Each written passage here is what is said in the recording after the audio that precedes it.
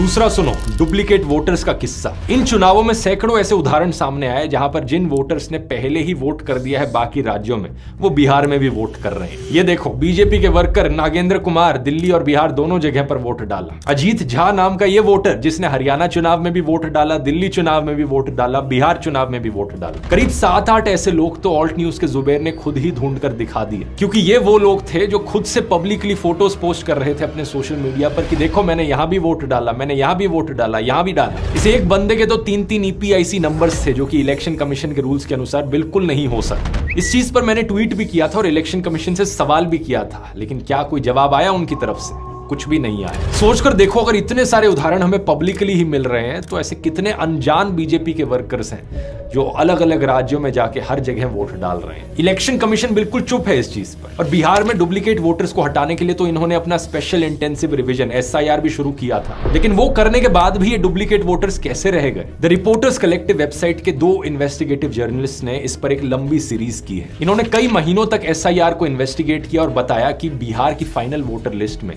14.35 lakh suspected duplicate voters थे, जिनमें से 3.42 लाख तो ऐसे थे जिनके दोनों वोटर आईडीज पर उम्र और बाकी सारी चीजें बिल्कुल सेम थी। इसी तरह हजारों ऐसे वोटर्स भी थे जिनके पूरे बिहार में कम से कम 3 वोट्स थे। कमाल की बात यह है कि election commission in duplicate voters को हटाने के लिए एक बहुत ही सिंपल सॉफ्टवेयर का इस्तेमाल कर सकता था, जिसका वो सालों से इस्तेमाल कर भी रहा था, लेकिन अपनी खुद की पुरानी गाइडलाइंस और प्रैक्टिसेस के खिलाफ जाते हुए इलेक्शन कमीशन ने इस सॉफ्टवेयर का इस्तेमाल नहीं किया। मैं सीधा सवाल पूछना चाहूंगा इलेक्शन कमीशन से, यहां पर क्यों नहीं किया सॉफ्टवेयर का इस्तेमाल? क्या आप चाहते थे कि फाइनल वोटर लिस्ट पर ये डुप्लीकेट वोटर्स रहे? इस चीज पर पहले जब रिपोर्टर्स कलेक्टिव के एक जर्नलिस्ट ने बिहार के चीफ इलेक्टोरल ऑफिसर से सवाल पूछा तो उन्हें मॉडल कोड ऑफ कंडक्ट के नाम पर धमकाने की कोशिश की है।